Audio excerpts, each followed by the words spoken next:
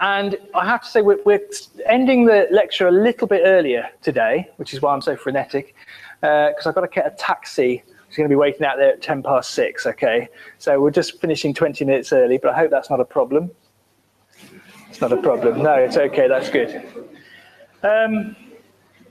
We're talking today about the mathematical brain. Oh, sorry. First thing is, can I have all your papers back? Because I need to have them for the external. We're talking today about the mathematical brain, and I've put a picture up there, and I want you to start thinking about what's the link. What on earth is the link between that beautiful creature? Oh, who's been folding it up? That beautiful creature. So that's wrong.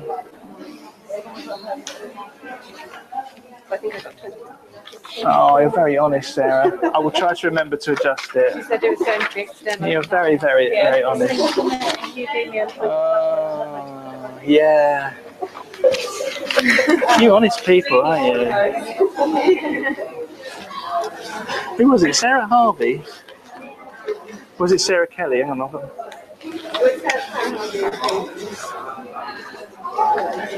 They deserve to keep it over.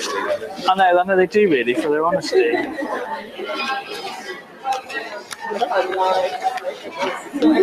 Thanks. Sorry, so your name is Megan Harris. Was it Sarah Kelly? Yeah, I know, I've just lost it now, so completely. That's probably very convenient. I've got Megan Harris. She's at the bottom. I'll put it down there at the bottom. Oh, Sarah Harvey. Okay. I will try to remember to adjust this. Thank you very much. Thank you. Thank you. You pass. Have we got them all? Thank you. If you could pass them to the end, that's really helpful. Wow.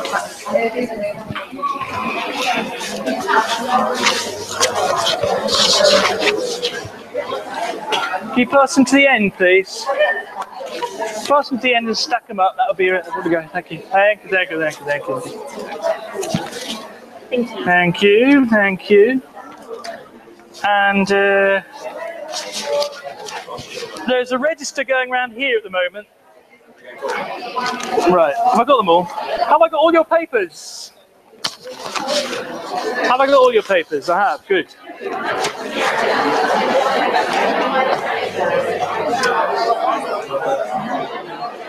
Right.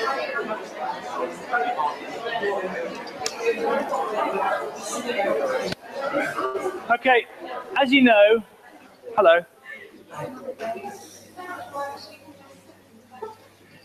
Thank you very much for reminding me. There is a worksheet for this lecture.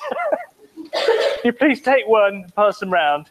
Because some of the slides on this lecture are copyrighted and I'm videoing and putting it on YouTube, you take one and pass them around, please. It is important that you see the images clearly, but I cannot reproduce them on the screen, so I've put them on this piece of paper. So everybody needs to have one of these. Put your hand up if you haven't got one. Okay, we have some missing over here. There should be an excess, however, of them. Oh, good. Could you pass them over here? Thank you very much. Actually, I could do it one myself, thinking about it. Could you give me one just to remind me what's on it? Thank you.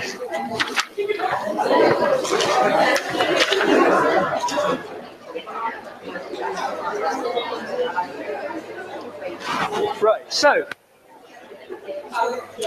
as you know, I try to challenge myself every lecture to introduce a couple of strategies which are based on what we understand about the human brain. I prompt you into thinking about these by asking you questions at the beginning. Why was I encouraging you to look at your mistakes? Why was I encouraging you to do that? Well, obviously to learn, but why is looking at mistakes particularly appropriate for this age group? And can I have the questions at the end? Is that all right? Okay. And then why start with a concrete example, which is just about to come up now. And you'll notice I'm going to start with a concrete example, and then I'm going to move on to something which is a little bit more abstract. Why am I doing that? Okay, so let's talk about the mathematical brain.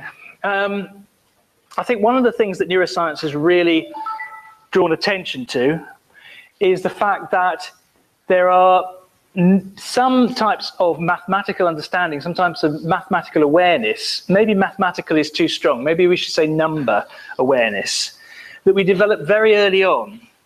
In fact, they're such a part of our psyche, if you like, that we share them with a lot of animals. And the fact that we share number sense with animals suggests that number sense, this sort of instinctive awareness about quantity, probably plays an important role in our early understanding of mathematics. It probably contributes in some way to the foundation of what will later on become formal mathematical understanding.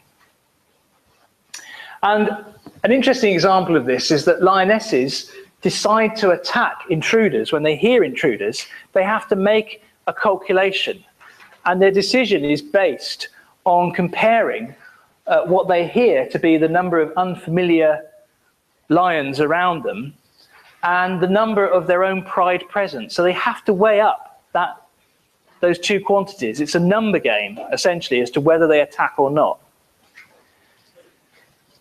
And that all suggests that what we know as mathematics, the roots of it have probably developed, they've evolved over deep time if we share them with species which we are only distantly related to.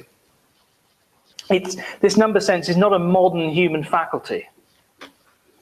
Mathematics, formal mathematics might be, but not this number sense. Now you're thinking, what is he talking about in terms of this number sense? Well, supposing I said to you, and this is the concrete example now, which of those boxes, the left or the right, has more stars, or do they have the same number of stars?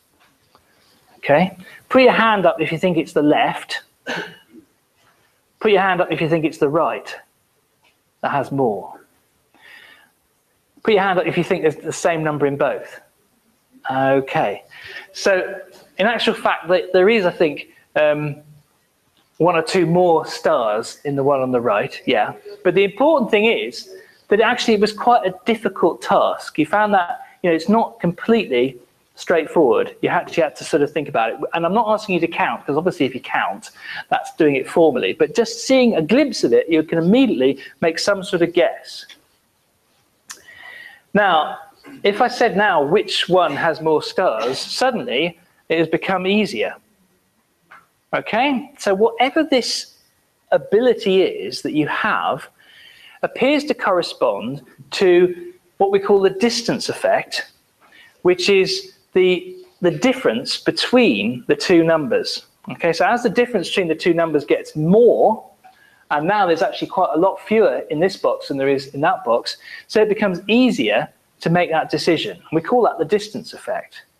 Now, in fact, this has actually been measured in chimpanzees, and it's been measured in humans, and what you can see is that these error rates here, which is the number that you're getting wrong, actually,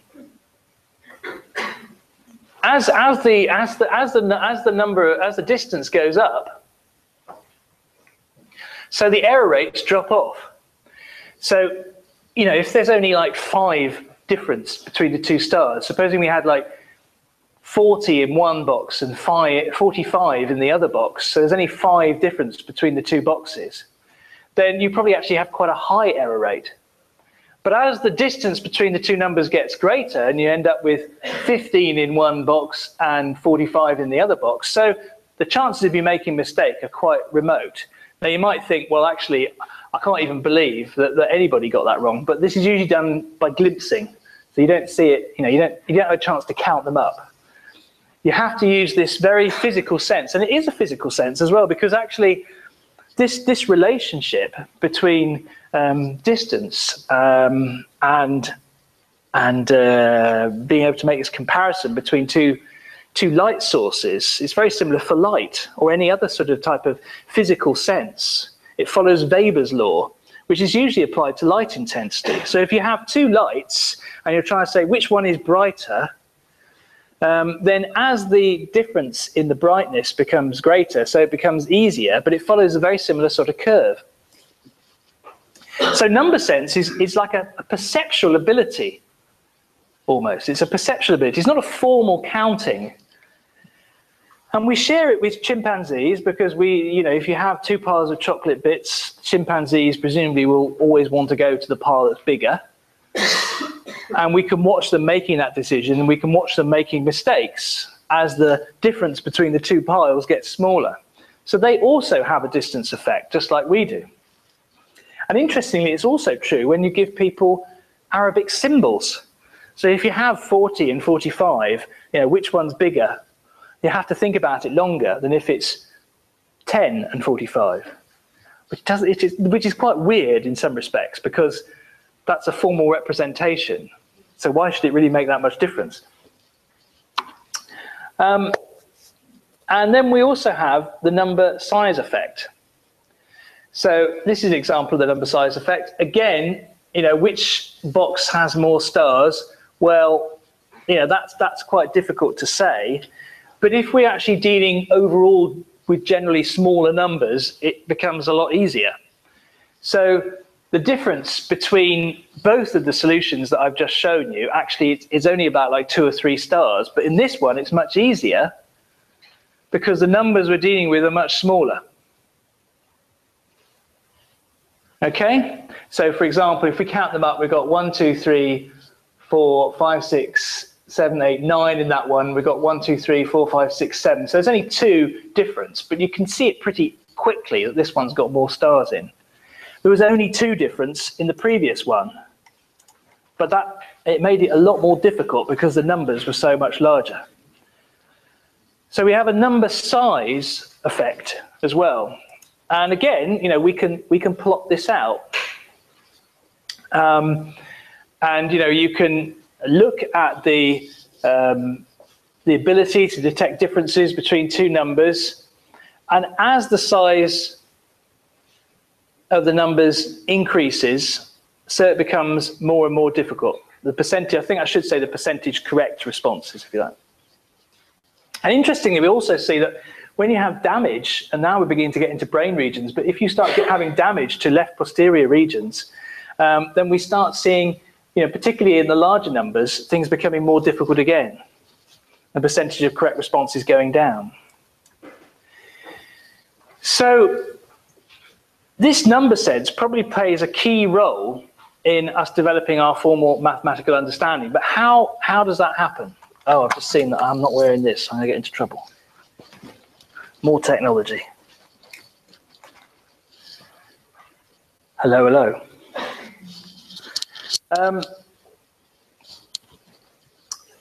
Well, number sense has been studied in very, very young children. And you must be thinking, well, how on earth do you study number sense in like a 3-month-old child or 6-month-old child? And one of the things they do is to use a method whereby you can look at difference. A child can detect difference. If a child detects difference, they're going to be more interested in the stimulus. And if they're more interested, then their head is likely to remain more gazing towards the stimulus. So this is a classic method that's used in order to study cognition in very young children. And what we find is that they are beginning to tell the difference between certain types of ratio and certain sizes of number. So at 6 months, children can discriminate between large numbers like 16 and 32. They can make that estimate. They can say, which is bigger. Because if they've got 16 here and they've got 16 there, and then they've got another 16, and then they've got another 16, they're losing interest. But if a 32 comes along, and we're talking about 32 dots, we're not talking about the symbols, they will show interest. So in other words, they're beginning to be able to tell the difference between 16 and 32. And it appears that you need quite sort of decent ratios, like 1 to 2 or 2 to 3, in order for them to be able to tell the difference between two numbers as represented by dots in a matrix. So children seem to have large approximate numerosity for big numbers like that. So if there's a big difference between the numbers, they can tell the difference. But also, they seem to have exact number awareness developing quite early for small numbers. So they can tell the difference between 2 and 3 and 3 and 4.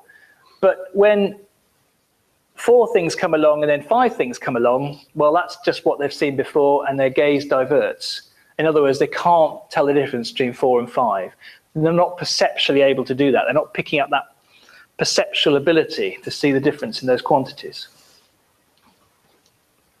Now, this small exact numerosity can transfer itself to some very early experiences of counting. So sometimes we start getting the impression that children are beginning to count because they'll say things like 2 dogs. And think, oh, 2 dogs, counting. 3 dogs, okay, they can count. If they can say 2 dogs when 2 dogs come in, and then they can say 3 dogs when 3 dogs come in, doesn't that mean that they're beginning to count? Well, sort of. We'll return to that in a minute. Before we do, let's start thinking about where number might be in the brain. So to do that, I've asked you to look at figure 1. So this was a classic experiment where they presented numbers, and this is a coronal section and a transverse section. And they presented numbers in different modes. So some of them were visual, some of them were in Arabic form, some of them might have been in matrix form, sometimes they were saying them. And they looked at what areas of the brain activated in common in all those conditions for number. So this is a classic way of doing neuroimaging experiments. Sometimes, more often, you're looking at the difference between 2 conditions that differ only with the variable of interest. But another way of doing it is to present lots of different conditions where you're looking at exactly the same thing, but in different ways. And it's a way of looking at the meaning rather than the representation.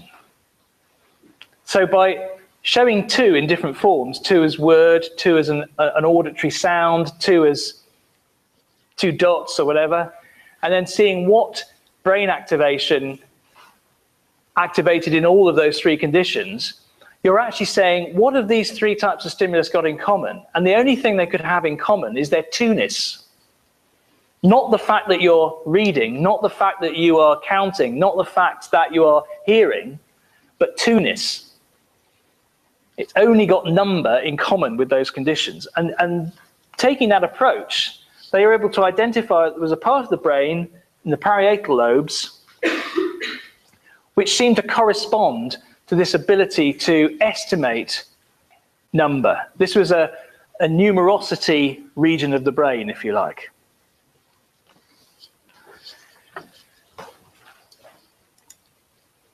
Now, there are other regions of the brain which are activated when you're doing stuff with numbers.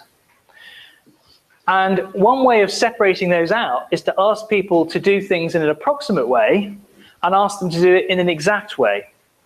And it's really interesting when you ask people to do that, because when they're approximating, you see these ancient parietal regions activating because they are just using these perceptual senses and making an approximation without getting involved with formal mathematics.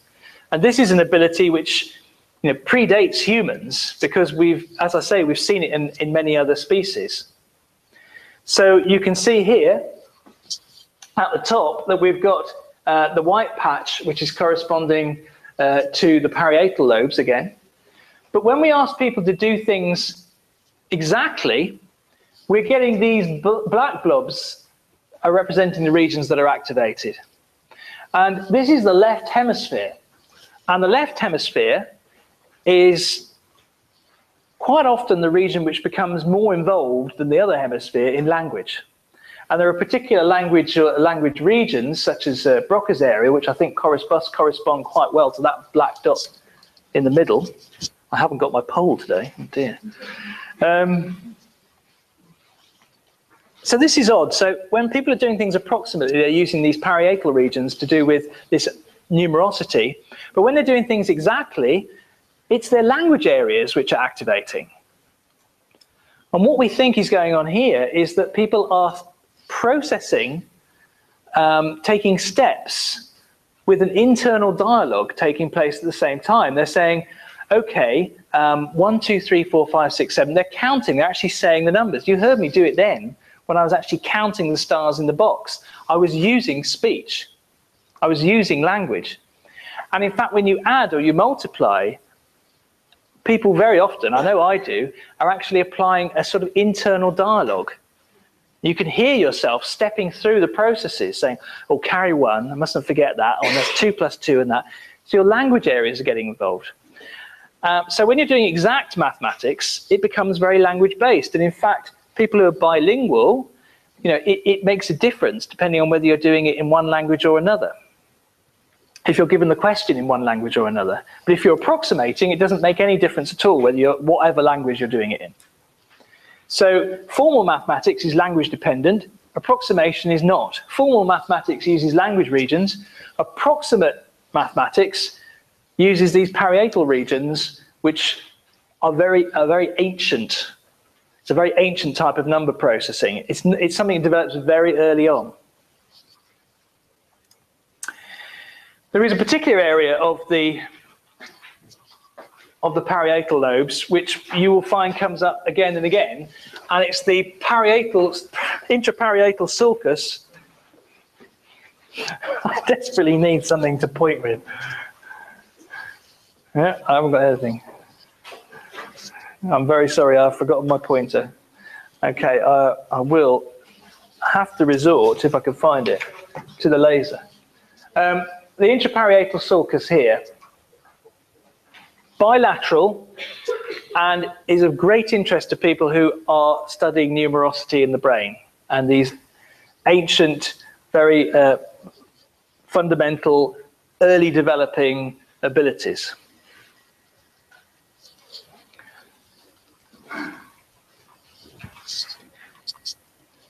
So how do we learn mathematics using this early system and then developing it into something which is more formal, which is probably going to involve language? And of course, the first thing that children do with language and mathematics as a process is counting. So counting is of immense interest because it's one of the first processes that demonstrates an understanding of number.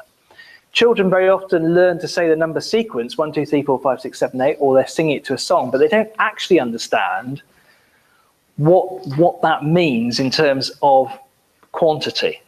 It's just like a rhyme that they can recite. So what we think is that new mathematical concepts may be constructed by bringing together these two systems that we were talking about with children's ability, this ability to look at large approximate differences, but also starting off as a stepping stone with these very exact small numerosities like 1, 2, and 3.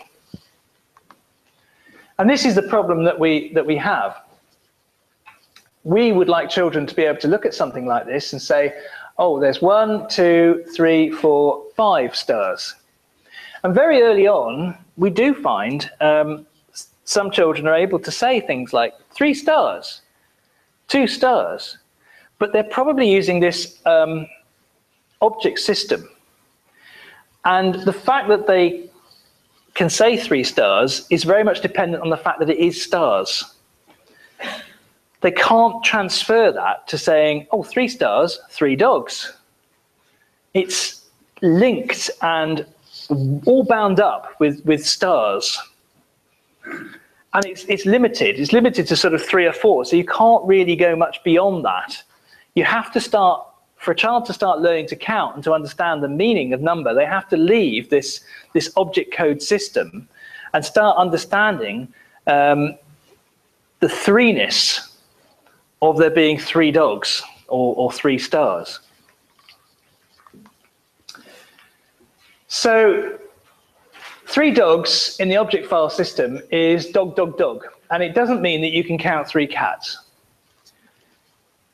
Moving from 3 to 4, because it is quite limited, this object file system, appears to require a much more generalizing but more approximate sense of number. And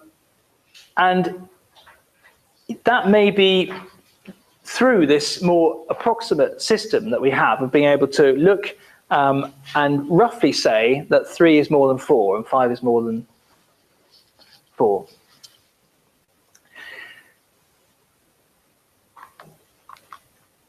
Okay, so this is the system we think might occur. So in the first instance, children are mapping just 1 to the object file system. They can, and it's basically, this is 1 and everything else is more. They can identify elements amongst rays 1 and 4, not 2 and 4. So basically in this world, there's 1 and then everything else is just more. In step 2, children use these systems together to identify that 2 and 3. In other words, there's a detectable ratio difference between 1 and 2 and between 2 and 3. And then all the other numbers get mapped to sum. So then it becomes there's 1, there's 2, and then there's sum. And in step 3, children begin to surmise that each word in the count corresponds to 1 more element in the array. That is what is occurring, that there is an equal increase in quantity at each stage of 1. And that's why children build up a sequential understanding of each number in the number sequence. So you never get children understanding the meaning of 4 before they understand the meaning of 3, because they're building on to what they already have.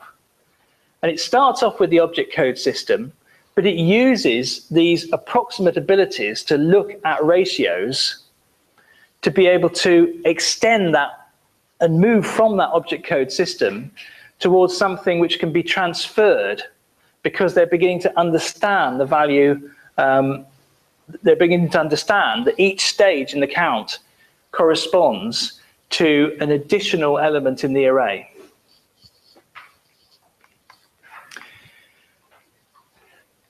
Now, I think I'm going to have to give you a break because it's 5:30. So what I'd like you to do, and we're going to have to be rapid about this because I'm going to be disappearing at 6:10 anyway. I'd like to give you a very quick loo break, but can we be back here within 5 minutes? Is that possible? Okay, thank you very much.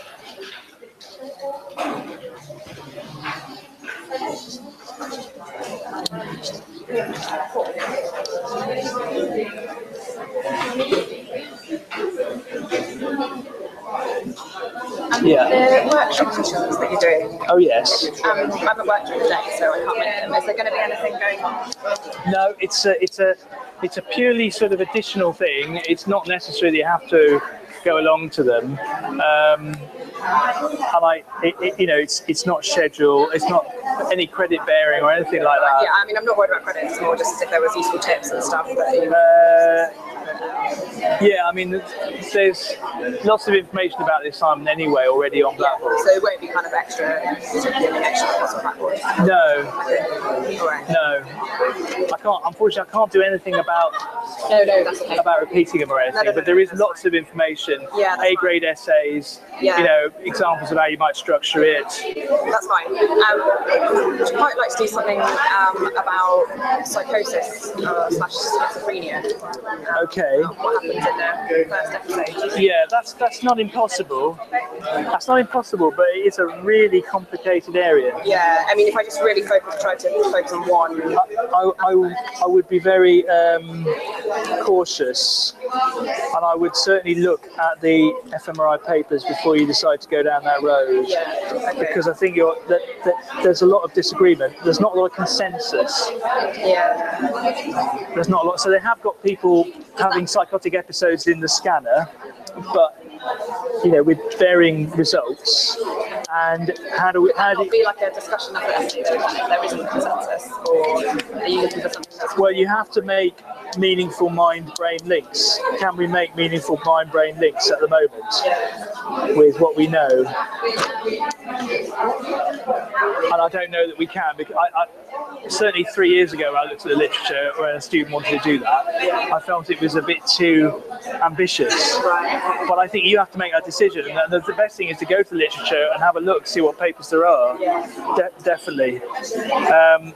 The poster gives you an opportunity to convince me. Yeah, I guess I want best use of time for doing the poster if I was then going to change it, but I'll see what I can find anyway. Okay, but that's the best that I can do really with that one. Okay. Right. I'd say be very cautious, but look at the literature. Yeah. Okay. Hi, very Hello. Yes. permission is already you need. Yeah, no, that's fine. Yeah? Yeah, that's fine. Just a second. Just hear like the assignment question. I was thinking about happiness in autistic children. Happiness? Yeah. Like whether it's. Have they scanned happiness? I don't know. That's the thing. No. So I think you have to go and look at the literature. It's the same. That's not much. No. So I think it'd be a very difficult subject. Yeah. So try to like something broader or try something emotions or I'll just try something else then. Yeah. If you pick it, it'll be very difficult. Yeah. Okay. Do you feel up to that? No. Well, then I'd pick something else. Definitely. Hello. Am I on the right lines with emotions and learning, looking at affect labelling emotions, to sort of take it from the limbic towards the prefrontal cortex, or no? What's your So topic? Emotions and learning. Emotions and looking at learning. Students naming, Which emotions? all the key ones, so anger, happiness. Well, emotions are distributed all over the brain. They use different systems. Yeah. So if you were looking at fear learning, which is not very educational, No. there's plenty of stuff on that. So I was thinking stuff like emotion coaching, getting children to talk about their emotions. Yeah, but is there any neuroscience in that area? Is there any cognitive There neuroscience? are some scans, but I don't know if that's what I mean. I'm not sure if I'm on the right lines or. Sounds dodgy to me. A couple of years ago, I was looking to see if there's any literature on the positive classroom, positive affect of learning. Yeah. And I think I think it could be done, but I think it's a master's dissertation trying to do a literature review, trying to link those areas together at the moment. Yeah, because there is some stuff out there, but I don't know. Yeah, there's some stuff out there, but I think it needs an expert to sort of draw it all together. I haven't seen a review. No, I just haven't seen a review done on that area, so I would be a bit daunted, I think, by that. Right. Okay. You could do stress and learning, you could do motivation, and you could do the reward and declarative memory formation. That is an emotion, motivation. So maybe looking at narrowing it in a different way. Yeah, you could look at the relationship between reward and declarative memory formation, which is memory for facts and figures, yeah. Okay.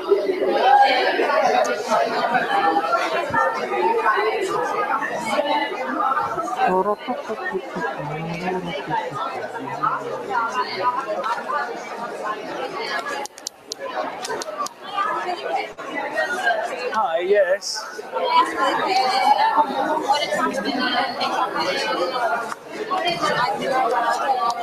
Sorry.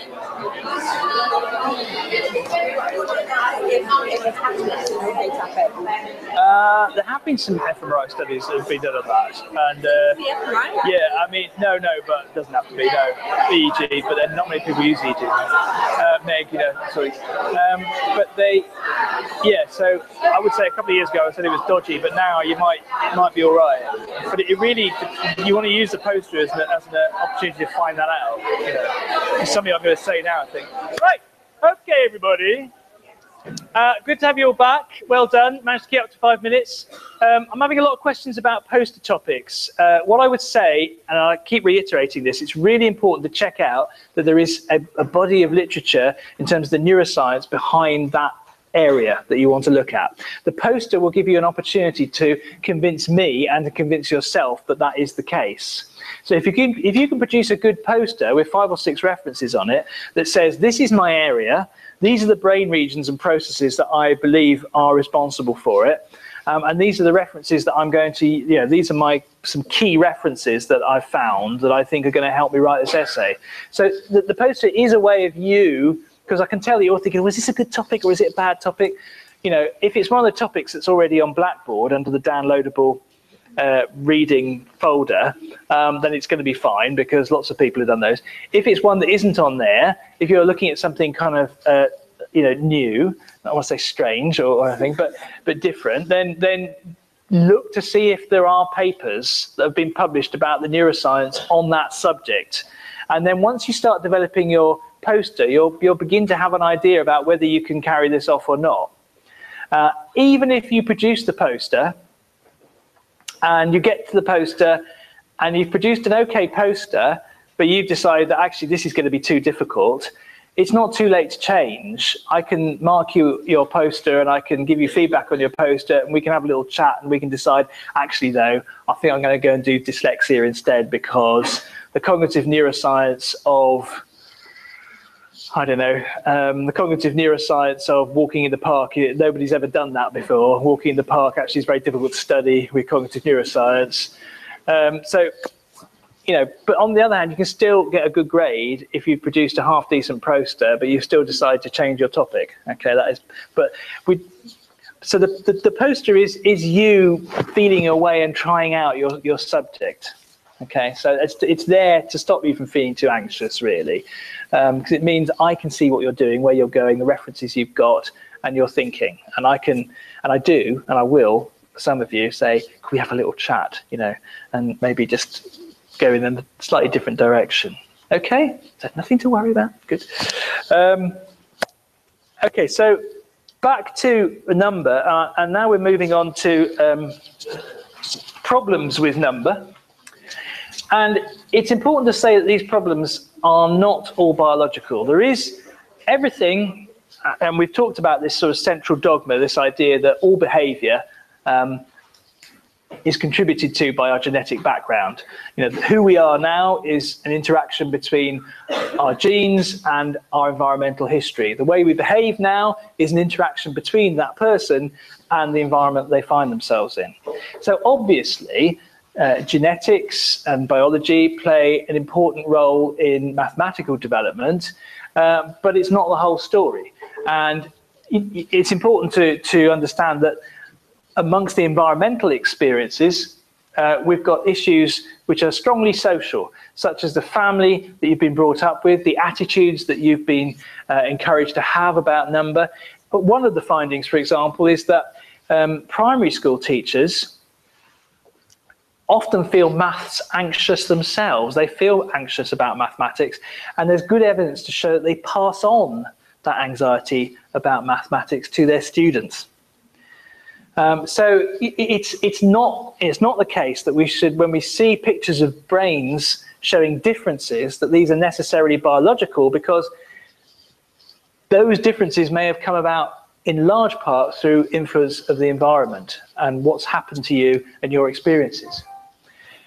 So values and beliefs of society, family, peers, and your own values and beliefs, of course, personality and communication with the teacher, all of those things are going to contribute to your mathematical development, and sometimes they contribute to mathematical problems. Free will, which is something that really can't be studied using neuroscience. And when we talk about free will, we're talking about your motivation and your will to get on with your maths, you know, and to actually tackle your maths, your grit, if you like. You know, that is very important, and it's something that we're still trying to understand in terms of neuroscience. And also the free will of those around you, the extent to which your parents and your teachers are motivated to get involved with you. But yes, there are going to be some biological issues, and when we talk about a disorder as being developmental, we usually include in the mix some basic genetic contribution as well. But it's not the case that we have a gene for developmental dyscalculia. That is not the case. And when we try to understand mathematical difficulties, we should be drawing on a range of different evidences. We should be thinking about the experiential evidence. What does the learner say about the difficulties that they're having? That's what experiential evidence is. It's reporting back on experience. We should be saying, you know, what's going on socially in the classroom? What interactions is this person having about mathematics? And yes, we should be interested in the biological sources of evidence as well. We can study learning mathematics using neuroimaging, and it can reveal interesting results that can give us insight into the difficulties that some people have. Margaret DeLaser, for example, asked people, adults, to learn complex mathematical processes, and these were ordinary, healthy undergraduates, and she measured their brain activity before and after training, and she found that there was one area of the brain where, after training, activity increased when they were doing mathematics, and that's the angular gyrus. And I think now we're looking at figure 2 on your piece of paper. And you can see on the left there, just about, you can see that there is a region, there's a sort of a spot, particularly visible in the top right of the figure A, which has got the numbers -16, -60, -24, I think, written against it, where activity increased. And this is the angular gyrus, and it's to do with automatic processing. So there's a sense in which after training, one part of the brain to do with automatic processing increased its activity. But in B, you can see regions of the brain where after training, activity decreased. And that was in the dorsolateral prefrontal cortex, DLP PFC, one of my favorite brain regions. And that is associated with working memory. So what we're seeing is that as people learn new mathematical processes, so there is a movement of activity from frontal regions to do with working memory load to posterior regions, which is much more about automatic processing. So there's a freeing up of working memory taking place, essentially. As they learn and practice the processes more, so they become more automatic, and there's less load, there's less need to be following these processes through consciously, probably stepping through them using your internal dialogue like we were talking about, because now they've become automatic. And it's very important for things to become automatic when we learn them, because we need to reduce that load on working memory in order to take in new information and go on to the next level of complexity and learn something else in mathematics. So this is what we see happens. Now there is evidence for biological influence, and there's evidence for non-biological influence. So, for example, cross-cultural studies have been going on since the 90s, showing that in different cultures there seem to be differences in mathematical ability. Well, those have to be educational, social, cultural differences. We presume, probably, that if you took a child from that culture and brought them up in the other culture, they would be showing similar differences to the culture. Sorry, they'd be showing similar mathematical abilities to the culture that they have been brought up in. But there's also evidence for biological influence. So there are some developmental disorders with strong genetic roots to them, such as Fragile X disorder, which is to do with specific chromosome differences. It's not as if it's just nature and nurture, it's very much a nature issue. Phenylketonuria as well, and Williams syndrome, all to do with very specific genetic candidates for their cause. And we see that those genetic differences are linked to problems with mathematics. So it's clear, defined, it's very easy to find biological evidence for some biological evidence for some mathematical difficulties. And it's very easy to find some non-biological evidence for non-biological mathematical difficulties. But when it comes to something which is quite common, like dyscalculia, it actually becomes a little bit more complicated. And there are no strong candidate genes for dyscalculia. There is not a dyscalculic gene. We find the same candidates for learning disorders, including mathematics, that are implicated, that are also implicated in learning high gifted learning abilities for mathematics. It's just a different combination. So it's not as if there's some gene which is a culprit that we could eliminate through some awful eugenics program and then we'd all be fine. It's not going to work like that. So one theory of dyscalculia is that there is a core deficit in this inherited foundational capacity for numbers. For example, this numerosity, essentially, that if you have a problem with seeing a difference between these dots and those dots, you know, like I showed you at the beginning of the lecture, then that's a problem with your core ability with number. And that's going to make it more difficult for you to grasp a formal understanding of number. And that's going to put you a little bit behind other people. It will then damage your confidence. And before you know it, there's an accumulating problem with your mathematics. There are arguments, however, about whether it is a core difficulty in your numerosity, or maybe, you know, the ability to categorize two-ness together, or maybe to make a link between the numerosity, that perceptual sense, and the symbolic sense. So maybe the core ability is lacking, or maybe there is an ability lacking to use it to bootstrap your formal understanding. There's a problem with mapping it onto formal symbols.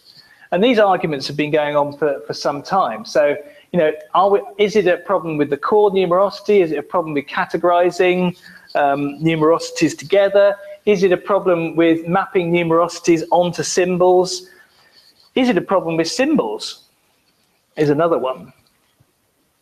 But fundamentally, the idea is that using number rests on three types of ability. The non-symbolic number system, such as we were experimenting with earlier, which we know develops throughout childhood, and it is correlated strongly with achievement in mathematics, but a correlation does not necessarily mean cause. Okay, but but how good you are at making those estimations does appear to be correlated with mathematical ability. Then there is the symbolic number system, which actually involves using symbols to represent numbers and words speaking out the numbers, and then mapping between those. So the idea is that you get this sense, perceptual sense of number. You learn number sequences and you learn the symbols for those numbers, but then you have to make that mapping between them in order to understand that these numbers represent some physical property. That that 1, 2, 3, 4 have a physical meaning, that these symbols now have a physical meaning. So you've taken the physical perceptual experience of the dots, and now you've mapped that physical experience onto the symbols that represent numbers. And if you can do that, then you've got your core number abilities, and you can then start developing formal mathematics. Now, interestingly, when it comes to making this mapping and taking your perceptual sense of number and putting it onto your symbols, we find that children use fingers quite a lot. And fingers, for a long period of time, were sort of suppressed, or there was a sense in which we had to stop children from using their fingers because it wasn't proper maths. But we're beginning to understand that, in fact, our number system has been generated, and it has evolved, well, culturally it has developed in an embodied way. It's not a coincidence that we count in base 10. And it's not a coincidence that when you look at the mistakes that children make, most of them are around 10, so moving from 10 to 11 or from 9 to 10, or from moving to 4 to 5 and 5 to 6. Because that's when you have to make the jump between the hands. And that's not just children. Those effects carry on into later childhood and adulthood as well. So it would appear that this embodied quality of finger, this embodied connection of number to fingers is actually quite fundamental to our understanding of maths. And in fact, there have been interventions done where they've taken children, they've encouraged them to think more about their fingers. So the sort of thing they do is to put their hand into a box and they say, oh, which finger am I touching now, or whatever. And they just make them more aware of their fingers. And then they find that some of their counting numerical abilities appear to improve simply because they've become more aware of their fingers. And we also find that in the brain, areas to do with grasping are actually quite closely connected, they're quite closely located to regions for number processing. And that is probably not a coincidence either. So as we're beginning to understand human evolution, our understanding of literacy is becoming more focused on number and becoming more focused again on the relationship between acquiring number and our hands and the way we grasp and the way we use tools.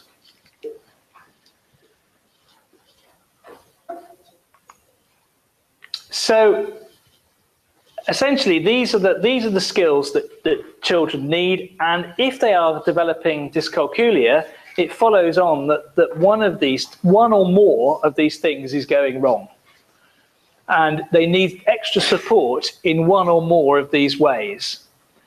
If it's non-symbolic, then maybe they need more practice with numerosity estimations. Maybe if it's a symbolic number system, they need more practice at seeing the symbols. But the thing that people have focused on a lot is the mapping between the physical representation of number and the symbolic representation of number. Sorry, should I say the physical perception of quantity and the symbolic representation of number. In other words, trying to map A and B together.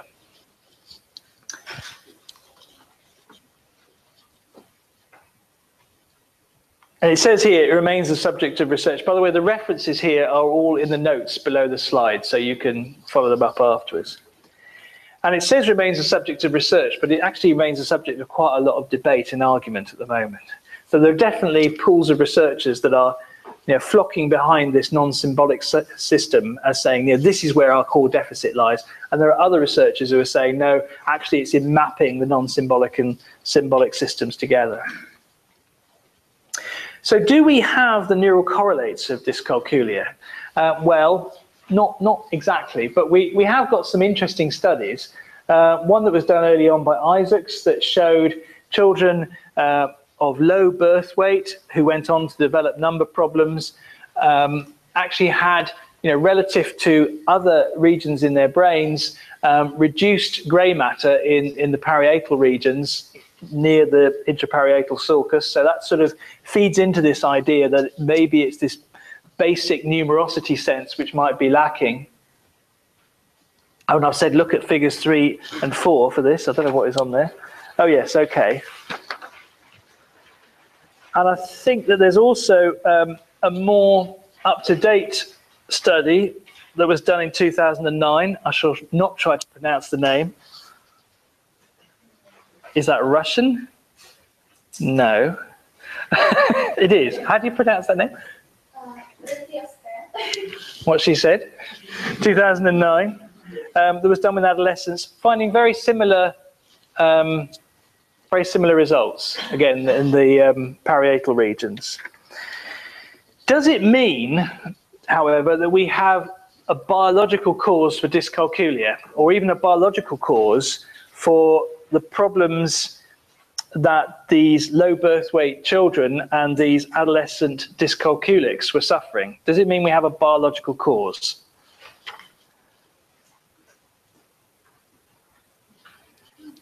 And the correct answer is no. Okay, correct answer is no. And I always have difficulty with this because I know when I mark your essays, there's always many examples of you inferring that the neuroscience evidence is showing cause, and that is not the case. We know the cortex, it's usually not the case. 90%, 95% of the time, it is not the case. You can draw any firm inference about cause. We will have a whole workshop on cause, so I won't go on about that too much. But these differences could have been brought about in other ways, could they not? I mean, I don't know. Let's say, for example, with these low birth weight children, I don't know what other problems they may have had that may have stopped them from attending school. I don't know if they developed health problems that may have meant they had interrupted schooling. That would also explain problems with their maths. And you know that if you do not use a part of your brain, then that can, or if you do use it, the amount of usage, positive or negative, can change the structure of that part of the brain, and it can certainly change its function. So that environmental influence may have caused it. With the adolescent dyscalculics, well, that dyscalculia, perhaps it's being caused by poor teaching. It is entirely possible that they did not have the support they needed in the early years, and their confidence waned, they became anxious, and as a result, they're not taking in the information that they should during mathematics lessons. They're not learning. They've given up on maths a long time ago. They're not rehearsing number. They're not practicing their perceptual senses in terms of number very much either, because that informal approximation ability is important when you're doing formal maths as well, because you quite often are trying to gather some gut feeling about what you're doing. So I can imagine quite plausibly that the differences in brain function and grey matter density here could be related to environmental differences in education. So don't always assume that because you've got a difference in terms of brain function or structure that it's a biological cause. The cortex is plastic, and it may well have been created by environmental influence. In fact, when you start talking about the causes of dyscalculia, it all does become a little bit complicated. But this is a good map that's been done by Brian Butterworth. And because I can't show that, I'll have to show my version. Sorry. You've got the official version on here, though. It's exactly the same, but just in a different, slightly less pretty. Intraparietal sulcus, we know, very important for number representation and manipulation. It may be the connection between that and number symbols. So I'm putting question marks here, question marks there, question marks there. Maybe it's a biological issue. Maybe that's contributing to it. Maybe it's not. Maybe there's a problem with number representation. Maybe not. Maybe there's a problem with mapping that onto number symbols. Maybe it's even a problem with number symbols. We don't know. But certainly a lot of attention is around that area when it comes to how mathematics develop. But it's also worth looking at all of these other things that are important for mathematics development as well. Spatial abilities, your ability to mentally rotate objects in your head predicts your mathematics ability. And in fact, interventions to change your mental rotation abilities have shown that they can improve your mathematical ability. So spatial abilities appear to be important. Facts are important. I mean, when do you ever work out that, here we go, 9 squared is 81? You just have to know it. Nobody really goes through their 9 times table. You haven't got time for that and works out that 9 9s are 81. You need to have remembered these facts. Square root of 144 is 12. I don't really think it is possible to work that out very easily. You just have to know it. So facts are very important as well. And, all of these things, of course, then you've got these higher level concepts and principles and procedures, the things that take up your working memory that Margaret DeLaser noticed in her fMRI experiment. We were talking about the shifting of activity from the frontal regions to working memory to posterior regions. Well, that's all about stepping through those principles and procedures. And that left hemisphere activation, related to people's internal dialogue as they reminded themselves they had to do it. I mean, it's great when it becomes automatic, but you do need to be able to do it as well. So all of these things contribute to mathematics, but maybe these areas in particular have been of interest because they are involved from the very beginning, and we see dyscalculia kicking in right at the beginning. So obviously these have potentially more developmental significance.